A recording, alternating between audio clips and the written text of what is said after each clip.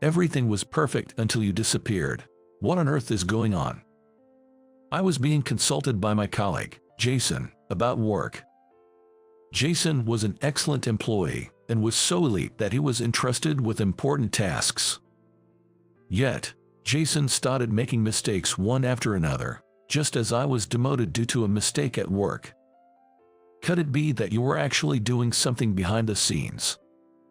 All right, I'll tell you the truth. At that point, I revealed the truth. Upon hearing it, Jason looked utterly astonished. My name is Michael. I work for a startup company. You might imagine that people working at a startup company are elites. Unfortunately, I wasn't very good at my job. I've always been slow to learn, struggling with tasks that others found easy. As a result, I was never the subject of high expectations from either my parents or teachers. Wanting to change this, I studied hard in high school. Being the least capable, I decided to work the hardest. Of course, my grades didn't improve immediately.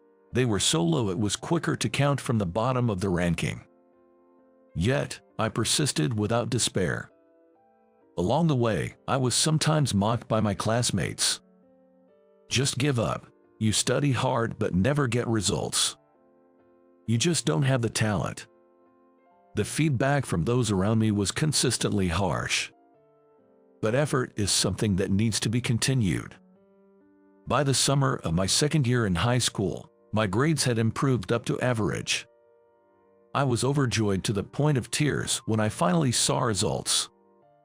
I continued to give effort, and my grades climbed up bit by bit. Before I knew it, I had grown to be among the top 10 in my class.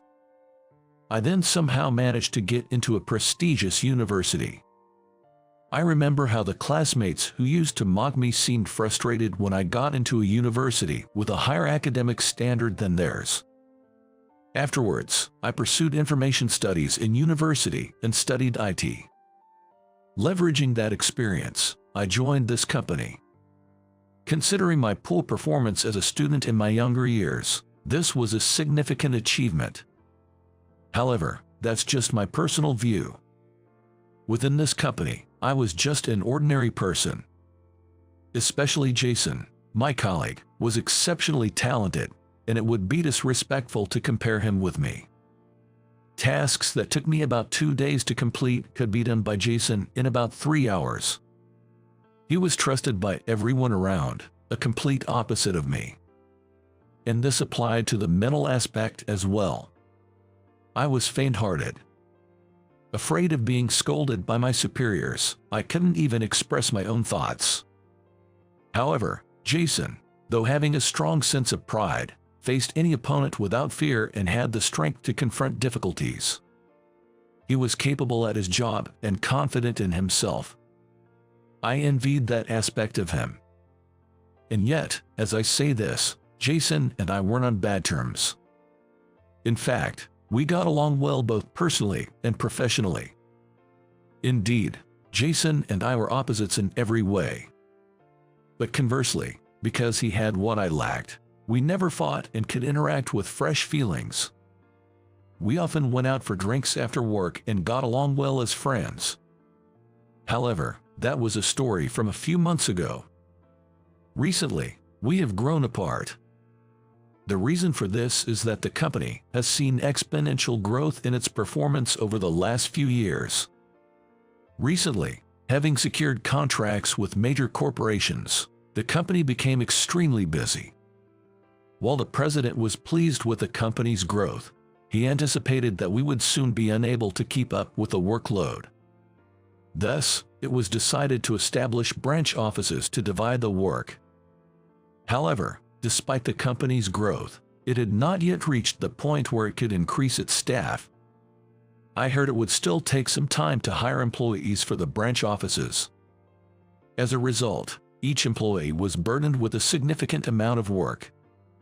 As the workload gradually increased, everyone was eager for the branch offices to hire more staff. I was so busy every day that I felt dizzy. But Jason had it even harder. Valued for his excellence, Jason was being assigned more and more important tasks. This business contributed to our decreased interactions. One day, amidst these busy days, something new happened. The company decided to prioritize assigning tasks to capable employees in order to boost performance. These employees would receive salary increases or special bonuses. This strategy motivated everyone to work harder, but eventually, the company became entirely merit-based. A cutthroat atmosphere began to pervade the office. Then, the new boss arrived. His name was Brian, and he joined us mid-career, having been poached from another company. True to his reputation, Brian was exceptionally skilled. He handled tasks efficiently and was more capable than anybody. However, he had a very difficult personality. If a subordinate made even a slight mistake, he would scold them harshly, even in front of others, saying, "What are you messing up? Can't you do something this simple?" As a result, employees became wary and fearful of getting too close to Brian. I also found him difficult to deal with, so I tried to keep my distance. Unfortunately, that just wasn't possible. Because, within this company, I wasn't considered capable. Thus, Brian noticed my performance and targeted me. "You're not getting any work done at all. I'm sorry. You're so useless." Being targeted by Brian, I was scolded almost daily. And because of that, a few months later, I was deemed unnecessary for the company due to my many mistakes and was told, "You make too many errors. We don't need you in this company." As a result, I was demoted and transferred to a branch office. Being judged as useless and demoted was indeed disheartening. But I also thought it was inevitable. In reality, I was less capable than my peers, and in a meritocracy, this was expected. Moreover, looking on the bright side, it could even be seen as a good thing. I had been constantly targeted and harshly scolded by Brian every day. I was freed from that, so in a sense, I was lucky. Now that Brian was not towering over me, I decided to switch gears and do my best at the branch office. "I've been assigned here starting today. My name is Michael. Nice to meet you." Upon arriving at the branch office, I greeted the employees. There were many young people, newly assigned only a month ago. Determined not to be outdone by them, I resolved to work desperately hard. But things were a bit unexpected. "Welcome, Michael. Thank you for coming to our branch." Even though we were supposed to be meeting for the first time, I was somehow warmly welcomed. Why are you welcoming me so much?" Not understanding the situation, I asked directly. "You came from the headquarters, right? It's so reassuring to have someone from the headquarters come to help out at the branch," they explained excitedly. I later learned that they thought I was an elite who was sent from the headquarters to assist with the work. Due to a lack of proper communication, they were unaware that I was just a demoted employee who had been sent away. As mentioned, I found out about this misunderstanding later. Therefore, I also made a big mistake in my assumption. I thought I was being relied upon because I came from the headquarters. Throughout my life, I had never been expected to excel by my parents, teachers, or classmates. For the first time, I felt that someone had expectations of me. Naturally, I was more motivated than ever before. "Are you really expecting that much from me?" "Of course." "Then, leave it to me. I'll make this branch even better than the headquarters." I got carried away and made such a declaration, completely overjoyed. But this led to a happy miscalculation. Filled with motivation, I shed my timid personality and started voicing my opinions proactively. "Let's reduce the staff for this task from 5 to 2 and allocate the rest to this other task." "But won't that make it tough?" "No, this task might seem complicated, but it's quite simple, so I think it can be done with fewer people." "I see, let's try that." Besides, the employees here are capable, so I'm sure it will be fine. There were many young and inexperienced employees here. So, I proposed various reforms to make work more efficient. I increased the staff for challenging tasks and reduced it for simpler ones. Having too many people could cause confusion, so I aimed to allocate staff appropriately. Despite being clumsy, my experience at the headquarters proved useful here. Work at the branch felt easier compared to before, and I could be more considerate of others, thanks to the tricks I learned from Jason. By implementing these changes, I played a significant role. Efficiency improved, and work was significantly speedier than before. Furthermore, the reduced workload made everyone more vibrant and energetic in their daily tasks. The branch's performance soared, earning praise even from the headquarters. I'm glad you came, Michael. Really, please stay here forever. With the improved performance, I received gratitude from the employees at the branch. I had never achieved such results or been thanked like this in my work life before. I was delighted and found joy in my work. It's all thanks to you guys. I'm the one who should be thankful. My work was going better than ever, and I was even more motivated. But on the other hand, someone was facing difficulties. That person was none other than my former colleague, Jason. After I left, a series of troubles had occurred at the headquarters. Not just one or two, but many problems had arisen. The headquarters was busy dealing with these issues. And the root cause of these troubles was Jason. It was discovered that many tasks handled by Jason contained errors. Mistakes in documents and errors in communication. These errors accumulated and resulted in causing many problems, it seems. Jason had made such significant mistakes, but it was something he had never experienced. Therefore, initially, there were opinions suggesting it might have been some sort of mistake. And Jason himself believed most strongly that he couldn't have made such errors. It has to be some mistake. There's no way I would make such errors, Jason argued. However, in the end, it was conclusively determined to be Jason's mistake. It seemed like the end of the troubles, but no, someone is trying to pin this on me. Even so, Jason refused to admit his mistakes. And he repeatedly claimed that the errors were not his fault. But no matter how much he pleaded his innocence, the fact remained that he had caused trouble. Despite this, he didn't apologize for the inconvenience he had caused to others and refused to acknowledge his mistakes. As a result, Jason lost trust. Moreover, people started saying, Jason is good at his job, but I've always found him hard to deal with. Yeah, I get it. He's always so condescending and just brags all the time. It's annoying. Due to his high pride, his unconscious behavior seemed to have made others uncomfortable, leading to people talking behind his back. Gradually, Jason became isolated and looked at with cold eyes by those around him. This deeply hurt Jason, affecting his work. He started making mistakes he wouldn't normally make, causing further inconvenience. How many times do I have to tell you before you stop making mistakes? You're useless. Targeted by Brian, Jason ended up being scolded almost daily.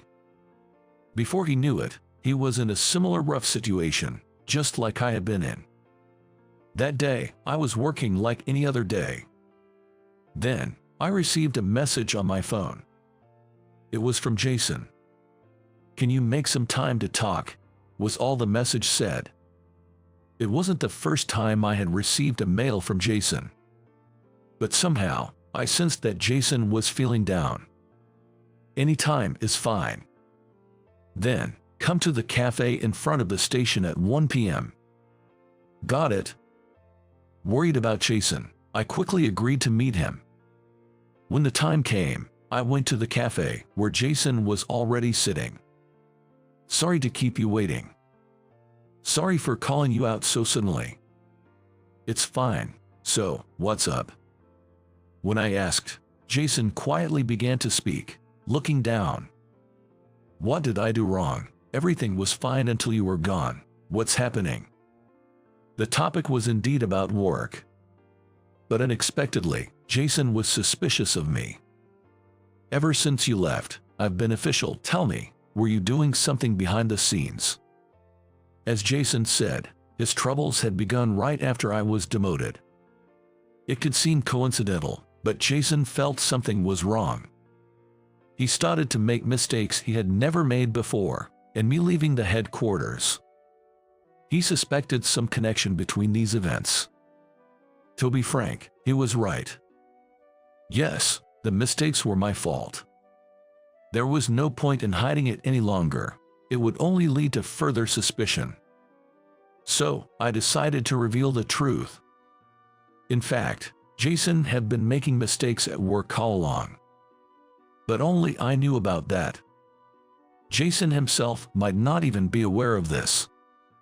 The reason for this is that I had been secretly covering up Jason's mistakes. Once, I happened to notice an error in a document Jason had prepared. But knowing Jason's high pride, I thought he would be upset if someone like me pointed it out. So, I covered up the mistakes without anyone knowing. This was all done to ensure Jason wouldn't get hurt. When I confessed this, Jason was surprised and asked further. Why would you go to such lengths? We're just colleagues at a company, essentially strangers, right? Indeed, I had no obligation to help Jason. And considering his often condescending attitude, it wouldn't have been strange if I disliked him. Yet, I was helping Jason. It's a valid question. True, I might not have any obligation to help you, but remember what you shared during that party. Once I learned about your family, I couldn't just stand by. The reason I helped was because I knew about Jason's family circumstances. Jason came from a single-parent home and had a tough childhood. His mother worked from dawn till dusk, and it seemed incredibly hard. Wanting to ease his mother's burden, Jason worked tirelessly.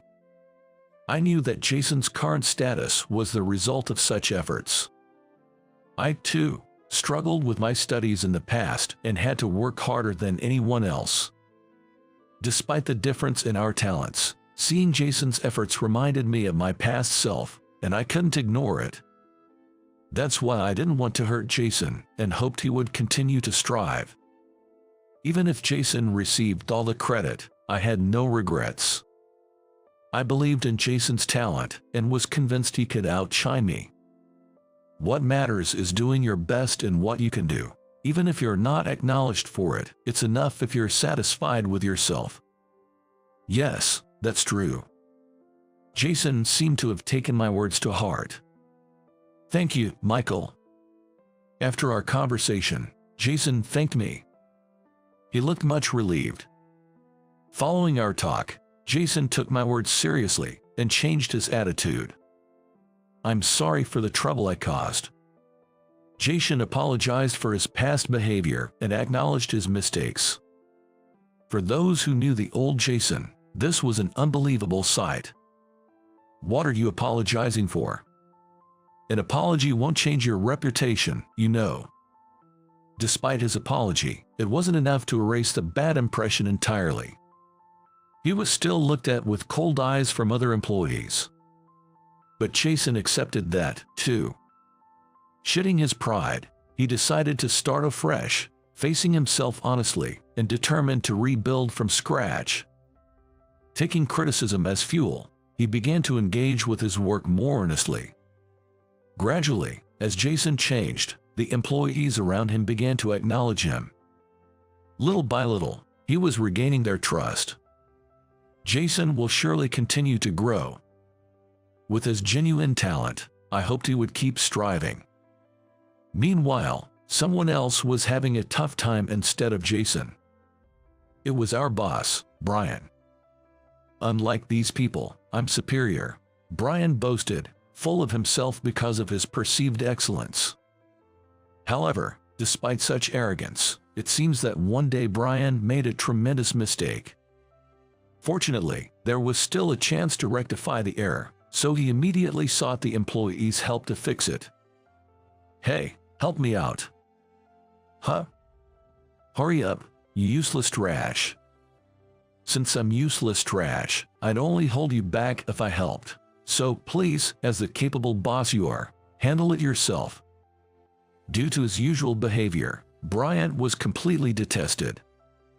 As a result, it seems that none of the employees were willing to help him, and he even received such sarcastic remarks. In the end, Brian failed to correct the mistake. This led to the ruin of an important project with a major corporation. As a result, he was fired for causing the project to fail. This news spread to other companies in the same industry, affecting his chances of finding another job. It was his own doing, so one can only hope he reflects on his actions. As for me, I'm still working at the branch. However, I've been promoted and now have a position where I lead the employees, doing the best I can with what I have.